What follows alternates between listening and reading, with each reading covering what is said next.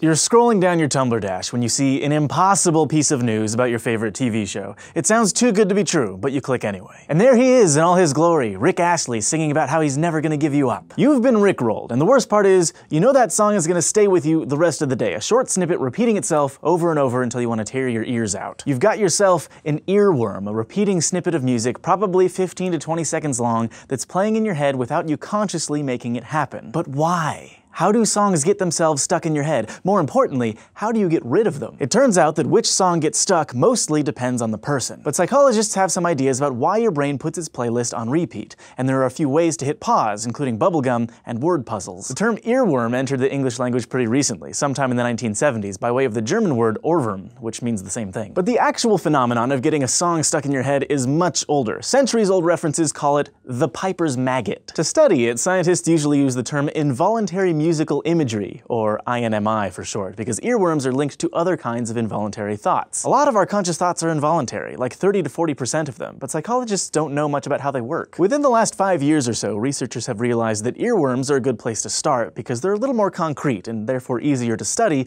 than other kinds of spontaneous thoughts. Which first meant figuring out how widespread earworms are, how they happen, and whether some people get them more than others. Earworms are incredibly common. More than 90% of people report having them. The songs usually have lyrics as opposed to being instrumental, and live music is more likely to stick in your brain than recorded music, maybe because it includes a visual element or because you're all excited and emotional from seeing your favorite band right there on the stage. But even though having a song stuck in your head seems like it wouldn't be a good time, that's not necessarily true. Roughly 3/4 of people who report having earworms actually like, or at least don't really care about, the song in their heads. The annoying tunes don't happen as much, but we remember them more because, well, they're annoying. If an experience is more stressful, it's more likely to stick in your memory, which is probably why you remember that one commercial jingle or Rick Astley. Now, if you listen to a lot of Top 40, you're probably gonna get a lot of Taylor Swift songs stuck in your head. But you can't get a Led Zeppelin earworm if you've never heard Jimmy Page play guitar. This is why earworms tend to be songs that you know and like. You listen to them more. You might think that certain songs are catchier than others, so they can be more intrusive. Well, that's an easy hypothesis to test, because scientists do know some of the characteristics that make a song catchy. Long notes that are close together in pitch, for example, like in the chorus of the ABBA song Waterloo. In a series of papers published in 2012, a British musical psychologist named Victoria Williamson led a research group that spent some time studying earworms. They asked people to describe the song stuck in their heads, and they found that very few songs occurred more than once. People did tend to report songs like Jingle Bells around the holidays, and pop songs that were constantly on the radio showed up a lot more in the answers too, but every other song was unique, even though they surveyed thousands of people. So which song gets stuck in your head just seems to depend on who you are, your musical taste, and your personal memories. That's because there are a bunch of different ways to get an earworm, and some of them depend on your individual personality. In another part of the study, Williamson and her team partnered with the BBC, surveying radio listeners to try to figure out what gave them earworms. Unsurprisingly, the most common cause was recent or repeated exposure to a song, so Top 40 and Jingle Bells,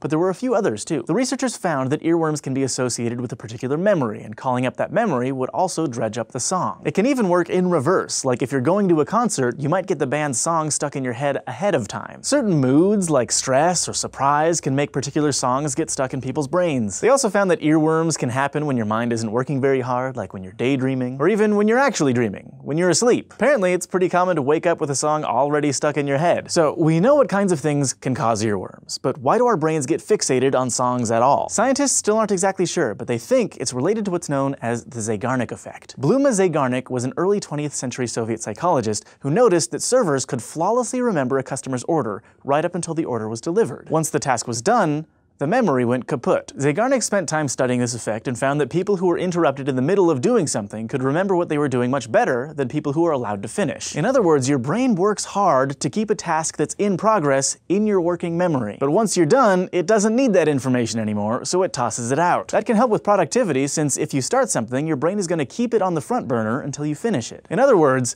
listen to Shia LaBeouf. Just do it! When it comes to earworms, your brain might be considering an intrusive song to be an unfinished task. Also in 2012, one group of researchers at Western Washington University tested this by giving their study participants earworms. They played songs by the Beatles and Lady Gaga and either let them finish or stopped the song in the middle. The songs that they paused didn't come back as earworms more than the finished ones, which would seem to be a point against the Zeigarnik effect. But they noticed something interesting. If participants heard the song playing in their heads right after listening to it, it was more likely to come back as an earworm sometime in the next 24 hours. The researchers interpreted this as evidence in favor of the Zeigarnik Effect, proposing that the participants' brains were treating those songs as unfinished tasks. So if your brain thinks it's an unfinished task, how do you get the local car dealership's jingle out of your head? A few studies have come up with different strategies. One of the strangest ideas is to just chew gum, which might somehow interfere with the same processes your brain is using to play the song. Most of the others take into account the Zeigarnik Effect, plus the fact that earworms tend to have lyrics. One survey by Williamson's group in the UK and a psychologist named Lassi Liikanen from Finland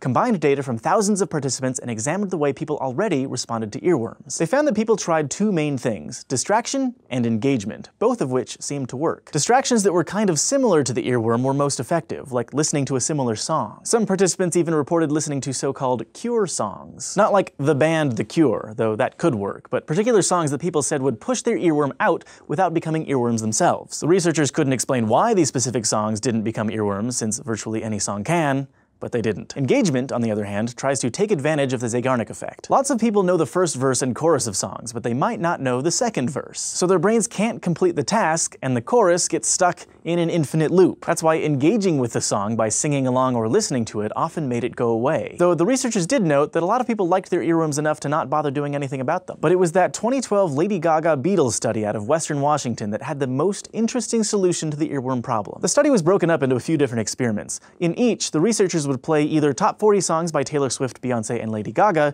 or classics by the Beatles in a certain order. The participants were then asked to solve a puzzle. In one experiment, these were Sudoku puzzles. Another used anagrams. While they were solving the puzzles, the songs would tend to pop back into their heads. The researchers wanted to know if the difficulty of the puzzles would make a difference in the songs becoming earworms, and whether it mattered if the puzzles involved letters or numbers. Turns out both of those things were important. Puzzles that were too easy weren't distracting enough to push the involuntary songs out of people's brains, but neither were puzzles that were too hard. That might seem counterintuitive unless you've ever played a tough level in Candy Crush and just given up in disgust. When a task is too challenging, you can lose interest, and the earworm sneaks back in. Moderately difficult puzzles seem to hit the sweet spot, taking up just enough mental resources for people to forget about the intrusive song. Also, the word puzzles worked better than the number puzzles, something that a bunch of earworm studies have noticed. The researchers think that's because most earworms are songs that have words, so your brain treats them as a type of verbal task. But when it's time to solve the word puzzle, your brain needs to use the same resources, so it dumps the earworm to focus on solving the puzzle. So there you have it. Next time you have an earworm you need to get rid of, solve a somewhat difficult anagram. But in case you don't carry those around with you all the time, the researchers suggest just reading something, as long as it's engaging enough to push the earworm out of your working memory. And if you find yourself getting earworms a lot, there's no need to worry. Music is everywhere, piped into department stores, elevators, out of your phone when you're on hold with customer service for 2 hours. It's no wonder we get songs stuck in our heads when we hear them constantly. And it's also possible that we've trained ourselves to have a good memory for music because oral traditions go back far longer than any writing system. For a long time, humans used songs to remember things on purpose. So the next time you're hearing some 80s one-hit wonder for 36 hours straight, it's not that there's something wrong with your brain's just really into music. Thanks for watching this episode of SciShow, and thanks especially to our patrons on Patreon.